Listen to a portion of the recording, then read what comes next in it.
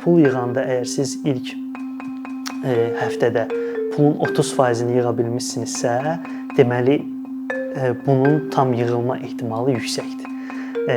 Çünki normalda zaten insanlar kampanyanın sonuna doğru o məbləği formalaşdırır. Çünki bu normaldır. Kiminsə işi var, kiminsə yadından çıxır.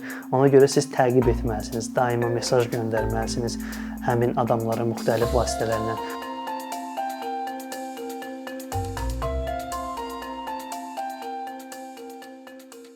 Toxum crowdfunding platformasıdır. 2017-ci ildə yaradılıb mən və Toğrul Vəliyev tərəfindən. Azərbaycanın ilk onlayn crowdfunding platforması olan Toxumun əsas məqsədi ölkəmizdə crowdfunding mədəniyyətini formalaşdırmaq və yeni layihələrə həyat verməkdir. Toxum biz 2017-ci ildə Toğrulla qərara gəldik ki, hansısa bir sahədə nəsə yenilik yaradaq. Baxdıq, gördük ki, Azərbaycanda sosial çevrədə ən böyük problem öz ideyalarına maliyyə tapmaqdır. Və crowdfunding dünyada çox məşhur bir metod idi, amma Azərbaycanda bir tətbiqi demək olar ki, yox idi praktik olaraq. Ona görə biz 2017-ci il oktyabr ayında ilk dəfə saytımızı təqdim etdik və o gündən bu günə Azərbaycanda sosial sahibkarlığı inkişaf elətdirməyə və crowdfunding mədəniyyəti inkişaf elətdirməyə çalışırıq. Biz nə iş görürük? Əsas işimiz təbii ki, sayta layihələr cəlb etmək. Bu layihələr bizim verdiyimiz kriteriyalara uyğun olmalıdır. Kriteriyalarımız odur ki, sosial və yaxud da sosial sahibkarlıq ideyası olmalıdır. Azərbaycan Respublikasının qanunvericiliyinə zidd olmamalıdır. Bəlli bir müddəti olmalıdır bu prosesin və hesabatlı olmalıdır. Biz indiyə kimi bir neçə layihə reallaşdırmışıq. Bunlardan ən belə deyək, uğurlu olanları və məşhurları Anima Film Festivalı öz büdcəsini bizim platformadan toplaya bilib. Coşqun Kərimovun Onqaku kitabı, sonra bizdə Qırqovulları təbiətə qaytaraq deyə bir layihə var idi Zərdab rayonunda. O layihə uğurla maliyyələşib və yaxud da Lənkəranda açılan Tor kafenin maliyyəsinin bir hissəsi də bizim belə deyək, əməyimiz var və biz bundan çox sevincliyik. Bununla bərabər biz təlimlərdə keçirik, həm gənclər üçün, həm yeniyetmələr üçün, həm əyani olaraq, həm də onlayn təlimlər keçirik. Bu təlimlər əhatə eləyir layihələrin idarə edilməsi, crowdfunding kampaniyası necə aparılmalıdır, komanda formalaşdırılması, sosial sahibkarlıq, işin hüquqi və vergi tərəfləri. Son dönəmlərdə biz yeniyetmələrlə bağlı layihələrə start vermişik. Gürcüstanın Kant Akademi təşkilatı ilə ortaq şəkildə biz 13-17 yaş arası şagirdlərimizə bu saydığımız mövzularda təlimlər veririk. Crowdfunding Azərbaycanda hələ yeni olduğu üçün bizim də Toxum olaraq bir çox çətinliklərimiz var. Azərbaycanda ənənəyə baxsaq bir xeyriyyəçilik ənənəsi var. İnsanlar bir-birinə yardımlaşma, kömək etmə ənənəsini qoruyurlar. Amma hər hansı bir onlayn bir ortamda, çevrədə tanımadıqları bir insana, tanımadıqları bir ideyaya maddi yardım etdikləri zaman onlarda bir suallar doğur, bir güvən məsələsi çıxır ortaya. Əsas üzərində aşmalı olduğumuz problemlərdən biri budur. Bizimlə paralel digər ölkələrə baxsaq, qonşu ölkələrə, Türkiyə olsun, Gürcüstan olsun, Ukrayna, Rusiya və yaxud da Belarusiya, onlar da bizdən daha çox inkişaf edib bu proses. Hətta onların bəzilərində Türkiyədə xüsusilə məhz crowdfundinglə bağlı qanunvericilik də qəbul olunub ki, onların işi daha rahat həyata keçirilsin. Qeyd etdim ki, bizdə xeyriyyəçilik ənənəsi olmasına rəğmən onlayn ödənişlərdə və tanımadıqları insanda çəkincə olur. Bunun qaynağı hardan gəlir? Ola bilər ki, Azərbaycanda daha əvvəllər bir neçə biznes modeli olub ki, hansı ki insanlara aldadıblar, müəyyən məbləğdə pulları yığıb, sonra söz verdikləri şeyləri həyata keçirtməyiblər.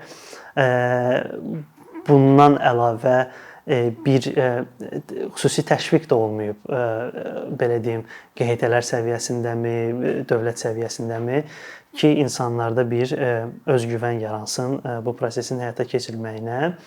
Həmçinin bu startap mühiti də Azərbaycanda tam oturmadığına görə, baxmayaraq ki, biz biznes ideyaları qəbul etmirik. Çünki bunun üçün ayrı platformalar var və dövlət azdan çoxdan iş görür bu sahədə.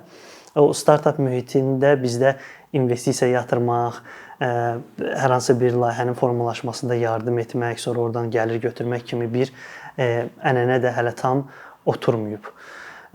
Bu açığı digər ölkələrdə də belə olub, yəni belə başlayıb. Biz də 3 ildir fəaliyyət göstəririk və çox yüksək dərəcədə inamımız var ki, bu bariyeri aşacağıq. Çünki bizim son saytımızda yerləşdirilən Anima Film festivalı o 1000 manat hədəf qoymuşdu və onu artıqlaması ilə həyata keçirdi. Bu 28 fərqli insan müxtəlif məbləğlərdə ödəniş etdilər. Bu artıq o bir onun göstəricisidir ki, insanlarda artıq hər hansı bir ümid yaranıb və biz də platforma olaraq ona çalışırıq ki, o layihələr uğurlu olsun. Və bu Anima Film çox uğurlu oldu, qırğovulları təbiətə qaytaraq uğurlu oldu və biz bu uğur hekayələrimizi paylaşdıqca insanlarda da düşünürəm ki, bir qarşılıqlı güvən bizim platformaya qarşı formalaşacaq. Bir qədər də mən bizi izləyənlərə kimi ki, ideyası var, reallaşdırmaq istəyir. Bununla bağlı öz bugünə kimi qazanılmış təcrübələrimizi bölüşmək istəyirəm. Normalda insanlar crowdfundingi belə fikirləşirlər ki, bax, mənim bir ideyam var, mən bunu A və yaxud da B saytında yerləşdirəcəm və insanlar mənə pul verəcəklər, bu reallaşacaq. Əgər bu fikirdəsinizsə, bu heç də doğru fikir deyil. Siz bir ideyanı formalaşdırmamışdan əvvəl onun ətrafında bir çevrə qurmalısınız. Yəni sizin ən yaxın çevrəniz bilməlidir ki, artıq sizdə bir ideya var və siz hazırlaşırsınız bunu həyata keçirməyə, bunun üçün pul yığacaqsınız. Bu mesajı ilk öz yaxın çevrənizə ötürməlisiniz. Ötürdükdən sonra deyək ki, bizim saytda artıq siz bu layihəni, bu ideyanı yerləşdirdiniz. Ondan sonra boş dayanmaq yoxdur.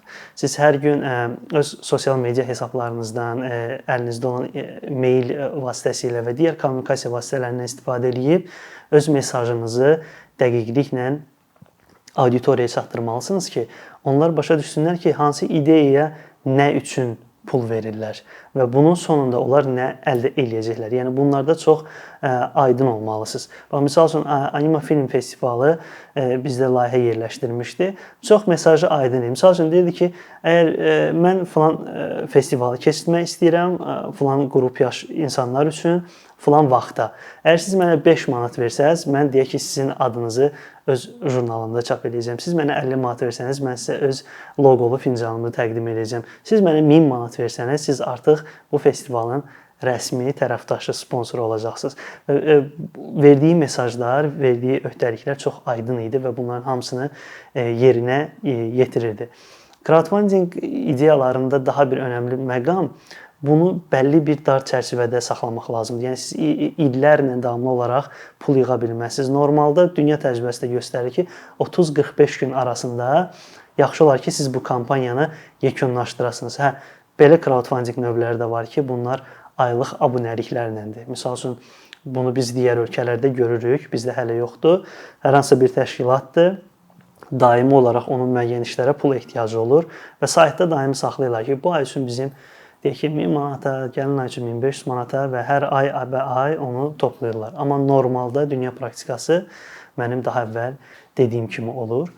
Və ideyaları formalaşdırarkən çalışın yenilikçi şeylər tapın. Yəni mövcud olanı yenidən təkrarlamaq o qədər də uğurlu olmayacaq. Xüsusilə də sosial sahibkarlıq sahəsində.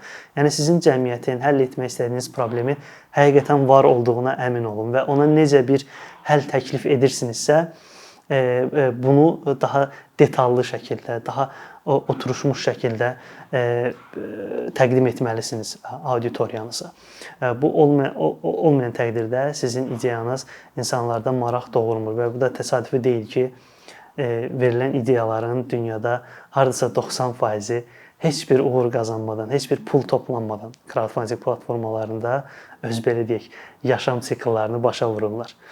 ümumiləşdirsək, siz hansı problemi həll etdiyini bilməlisiniz, hansı həll yolunu təklif etdiyini bilməlisiniz. Müəyyən bir müddət aralığı olmalıdır sizin crowdfunding kampanyanızda. Mesajınız auditoriyanıza aydın olmalıdır və hər zaman əldə etdiyiniz nəticələri, uğurlar barədə öz auditoriyanızı məlumatlandırmalısınız ki, siz işin hansı mərhələsindəsiz, necə yekunlaşıb, nəticələr nədir və ən son mərhələdə onları nə gözləyir. Biz toxum olaraq dediyim kimi təlimlər veririk öz hədəf qrupumuza. Onlayn videolarımız da var, bunu izləyə bilərsiniz. İndi biz yazılı çap kitabı da çıxardacağıq yeni yetmələr üçün bir crowdfunding kampaniyası necə aparılmalıdır. Bəzən suallar olur ki, bir crowdfunding kampanyasının uğurlu olduğunu öncədən təxmin etmək olurmu? Yəni bu uğurlu ola bilər yoxsa yox? Bir mənalı cavabı yoxdur, amma bayaq saydığım mərhələlərə diqqət olunsa, demək olar ki, siz bu işin 50%-ni etmiş olursunuz. Nəyə görə? Belə bir rəqəm var, mən sizinlə paylaşım. Əgər siz indi müasir dövrdə crowdfunding kampaniyasına başlayırsınızsa, belə bir deyim var ki, sizin Facebook dostluğunuzda ən azı 1000 nəfər olmalıdır. Yəni bu 1000 nəfəriniz varsa, deməli artıq sizin bir çevrəniz var və sizin informasiyanız bu 1000 nəfər vasitəsilə daha böyük qrupa çatacaq və sizin uğurlu olma ehtimalınız daha yüksəlir. Və yaxud da pul yığarkən insanlar deyirsə həvəsdən düşürlər.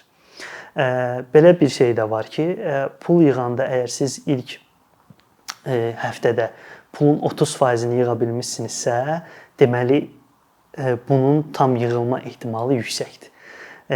Çünki normalda zaten insanlar kampanyanın sonuna doğru o məbləği formalaşdırır. Çünki bu normaldır. Kimininsə işi var, kimininsə yadından çıxır. Ona görə siz təqib etməlisiniz. Daima mesaj göndərməlisiniz həmin adamlara müxtəlif vasitələrlə. Bu Facebook postu da ola bilər, bayaq dediyim kimi bu mail də ola bilər, bu hər hansısa bir tədbir, event də ola bilər ki, siz orada bu informasiyanı çatdıra bilərsiniz.